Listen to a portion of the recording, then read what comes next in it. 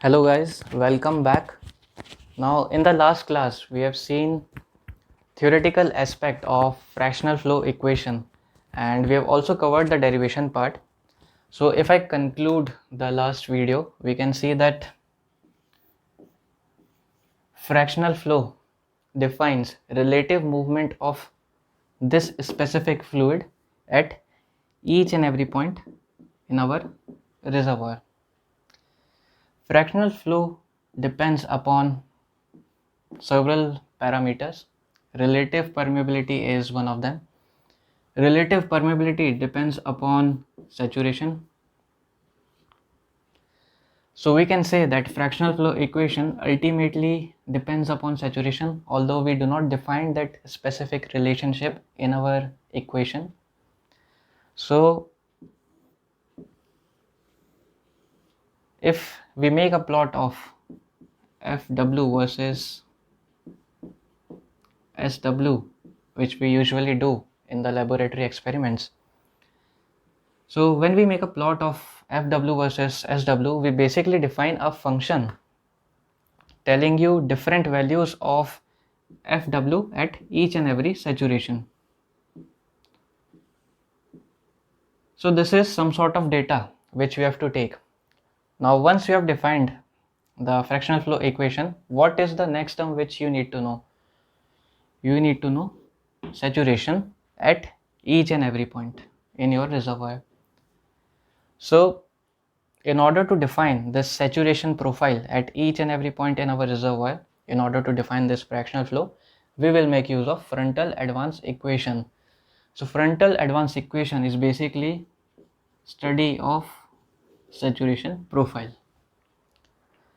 So frontal advance equation is second part of frontal displacement theory, and this equation is derived with the help of volumetric balance. So before starting the derivation, we'll see what are the assumptions. First assumption is that there is an immiscible displacement, and immiscible displacement is a very basic term that the water which you are injecting in this reservoir block is displacing oil, and water is not getting reacted or water is not getting dissolved in your oil. So there is a pure mechanical displacement which we also term as piston like displacement.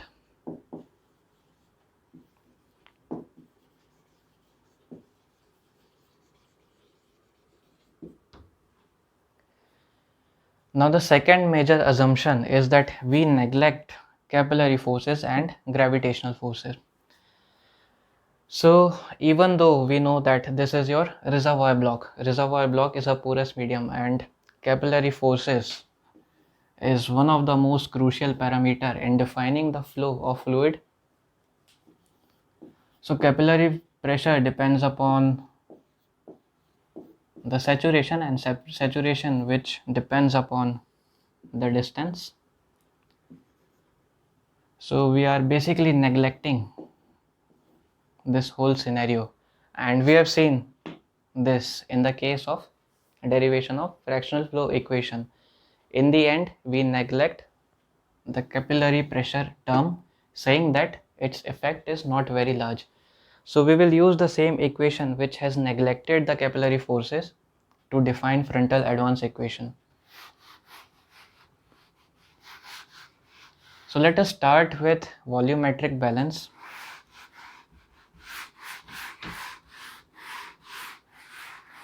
Now this is your reservoir and there is a linear flow. It has some phi porosity. A is the area of cross section and dx is the thickness of this element. So this element is basically a small thin cross section of this reservoir slab in which your water is contacting with your oil. So it is a sort of point of contact in your reservoir, and once we make our volumetric balance. So volumetric balance basically says that volume which is getting inside this element minus volume which is coming out of this element is equal to the volume staying inside or remaining in that element.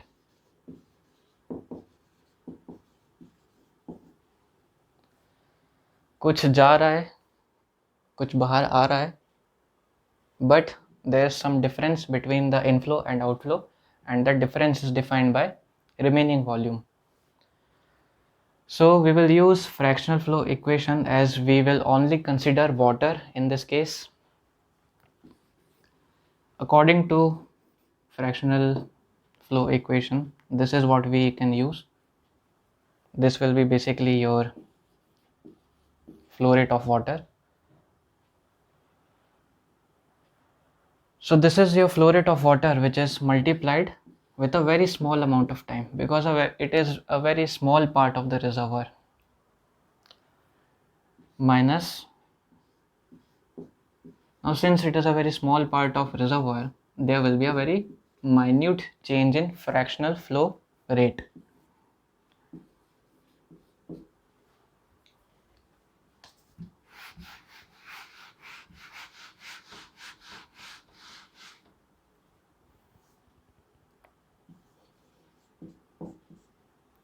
And the remaining volume will be defined by,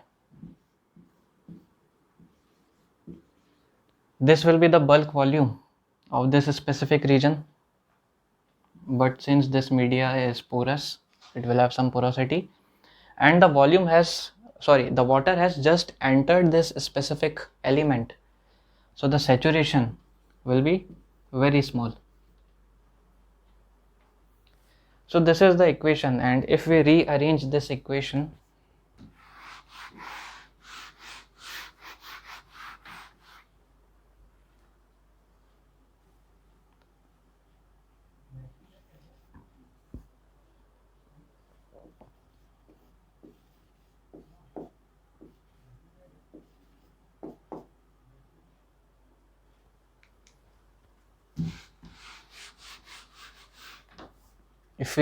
our equation, this is what we will obtain.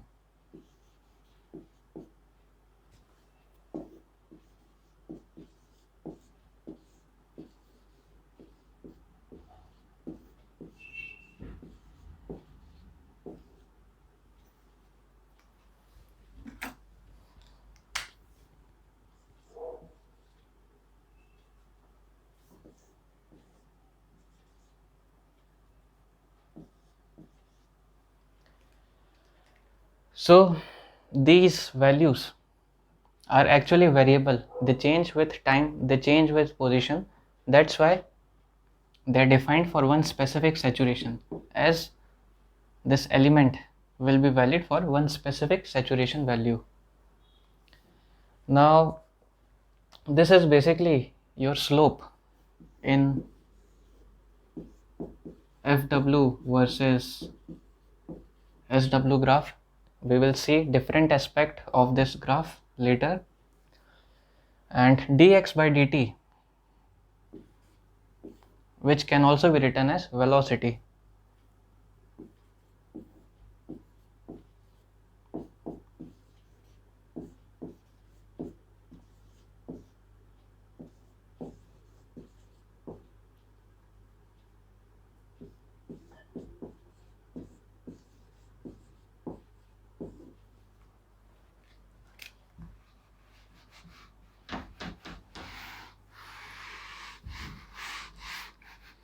So not only we are defining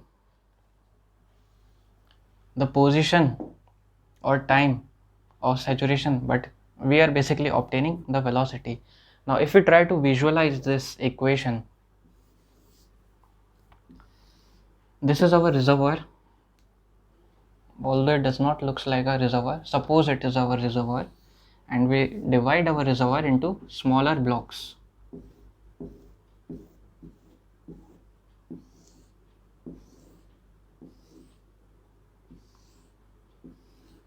Now on injection, water saturation will be different in this region, water saturation will be different in this region. Therefore, we can say that each and every block will have some specific saturation. And let us say this specific block has SW1 saturation, and after some time, after more injection, this specific saturation will move further ahead to this point, which was earlier having lesser saturation value. So it will cover some distance in time t.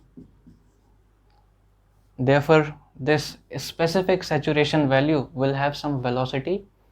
So this movement of saturation from one point to another point of the same reservoir is defined by this equation.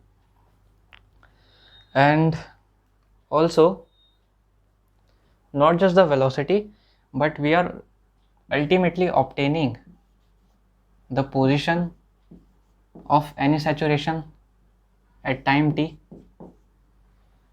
So interchangeably, what we can do, that you can ask the position given that saturation has traveled time t, or you can ask that how much time this saturation will take to cover distance x. So this is what we obtain with the help of these equations. And once you take out dt and integrate both the side,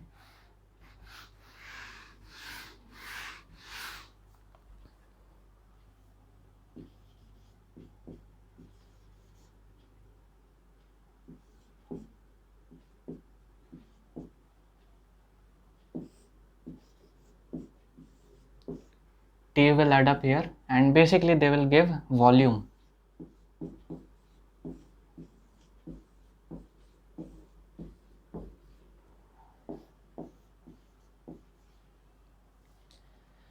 So q into t can also be written as volume. Now qt can be replaced by iw, or injection rate, because injection is the only thing which is causing all of this movement. So we can replace qt by iw, and if we replace qt by iw,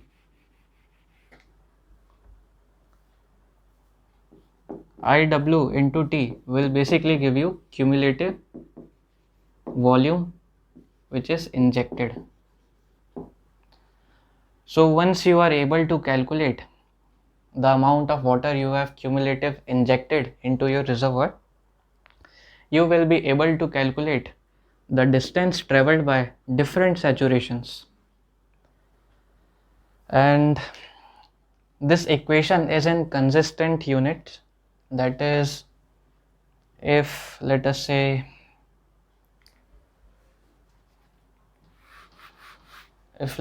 your x is in feet, or let us take another unit, if it is in meter,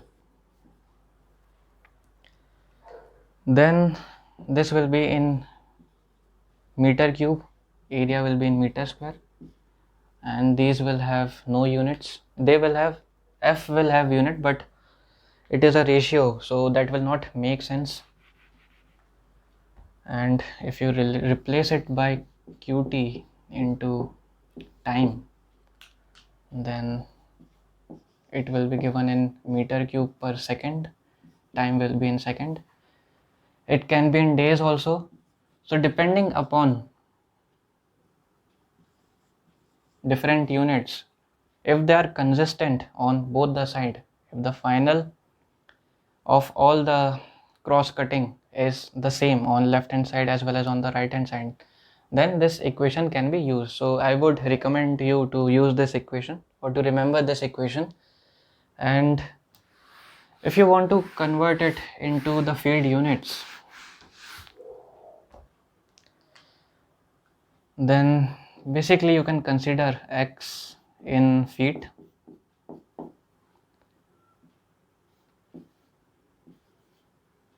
So I will be in feet cube per day, time will be in days divided by area, which is in feet square, and we are not concerned with the rest of the part for deriving the units. Now if you try to convert it in BBLs per day, then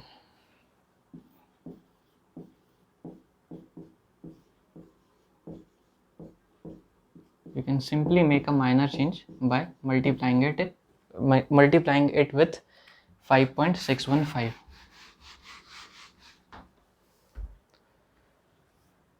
So by multiplying this thing by 5.615, and your Q will be in BBLs per day,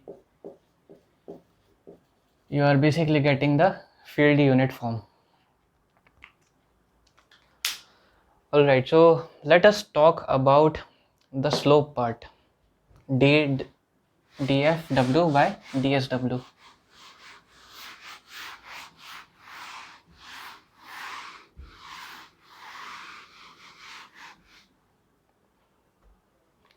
So we have seen earlier that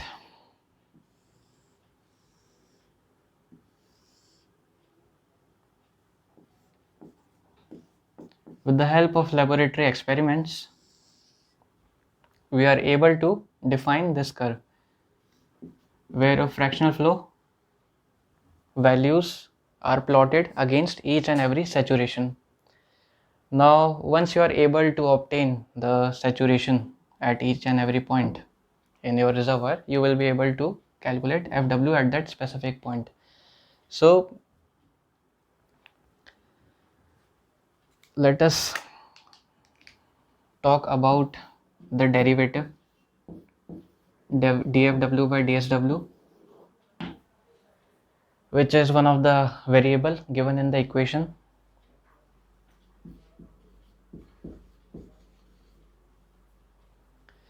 So if we talk about the derivative of this curve, we can see that till this point the rate in increase is also increasing, but beyond this point the rate of increase is decreasing.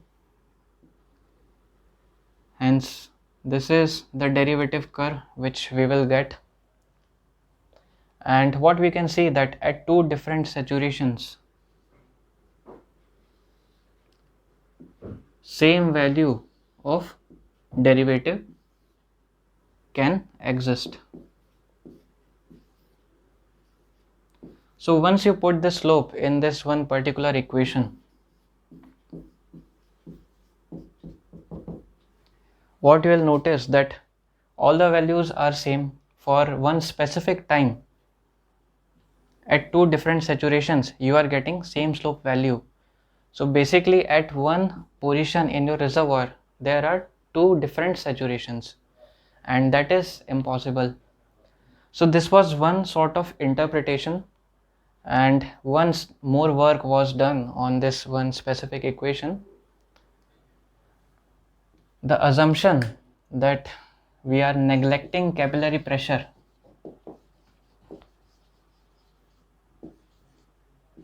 or capillary forces was taken out.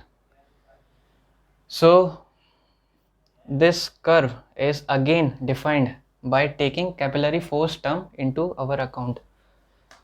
So if we see the capillary term,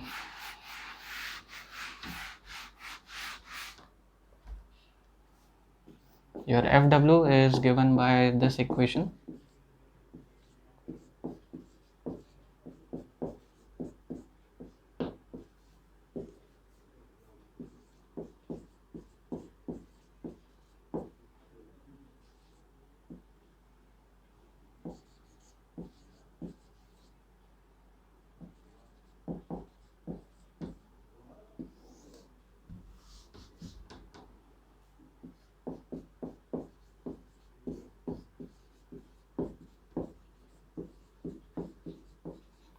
So FW is given by this equation, and while defining this specific curve of FW versus SW, we neglect this term.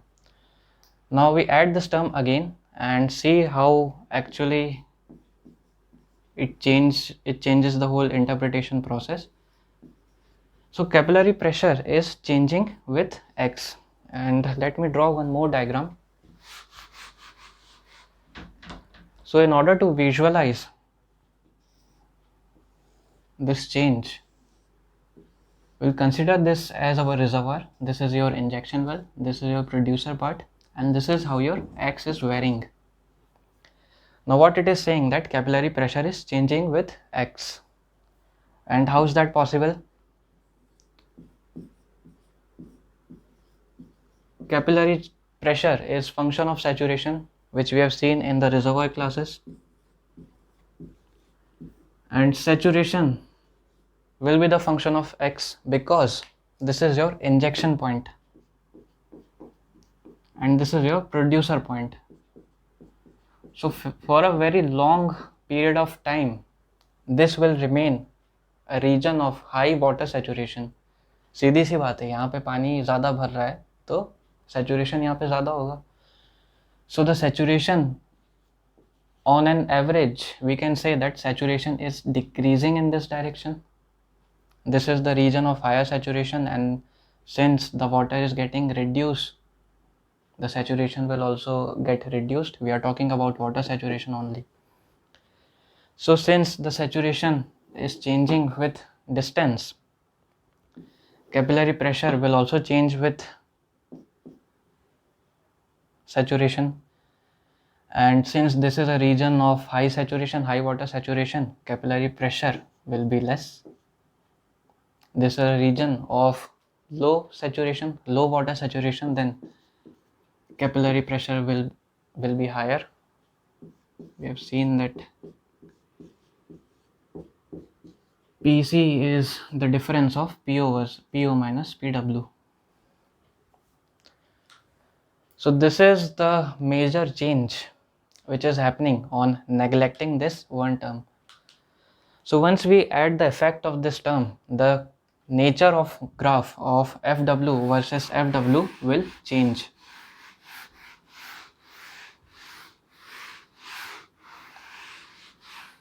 So now they added the effect of capillary pressure and they changed the type of curve.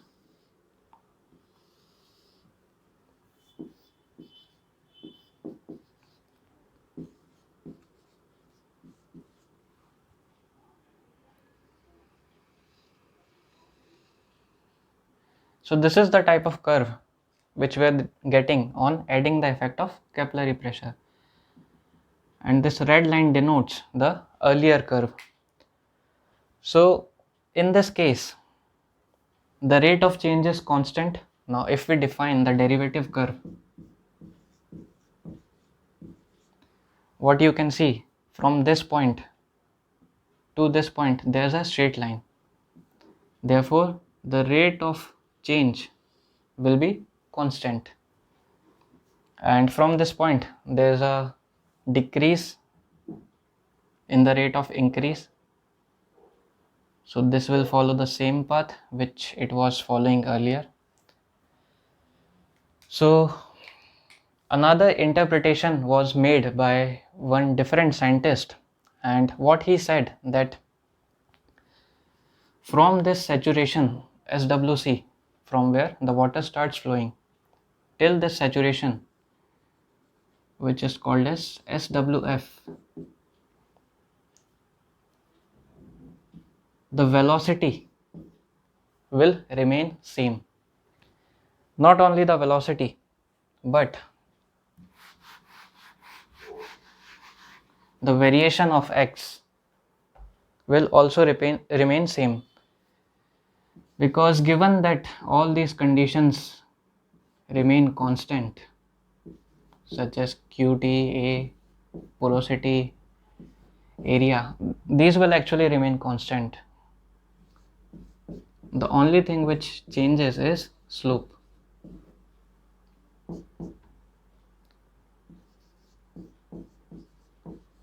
So another interpretation was made in such a way. What was the earlier interpretation? That one specific block of reservoir cannot have two different saturations.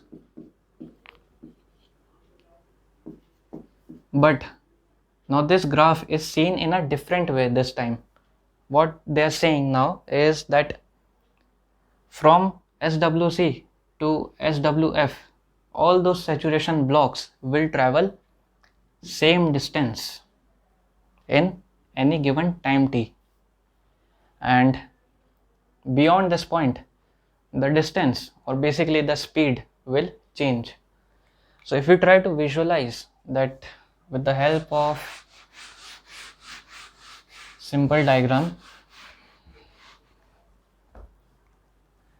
what we can see is that there is one injector well and there is one producer well. This is the rough sketch of injection, that this is your water. This will be a region of high saturation, this will be region of low saturation. Let us say this is the point where the saturation of water is least, and this is your SWF. So this whole block will travel at same speed, and beyond this point the movement of saturation block from one part of the reservoir to another point of the reservoir will be different. The velocity of each and every saturation is different in this case. So this whole block will move together while this block will move far apart, because there is a relative displacement between the saturation from SWF to 1 minus SOR. Therefore, SWC to SWF, this block is called as stabilized zone, because there is no separation in this region. Everything is traveling together. ये आगे वाला भी आगे बढ़ रहा है तो ज़्यादा saturation वाला ब्लॉक भी पीछे पीछे आगे बढ़ेगा. But unlike this, saturation SWF to 1 minus SWR, this specific block will continue to expand because they have a relative displacement, and hence they will be called as unstabilized zone. And this point of division is called as shock front. Alright, so we have defined this stabilized zone and unstabilized zone, and if I try to define it in more simpler terms, then I can say that higher saturation water block will travel at different speed, or if we take this thing numerically, then we can say that from SWC to SWF, everyone will take t amount of time to travel one specific distance x. But from SWF to 1 minus SOR, depending upon their saturation, they will take different times. One will take T1, one will take T2, one will take T3, and so on.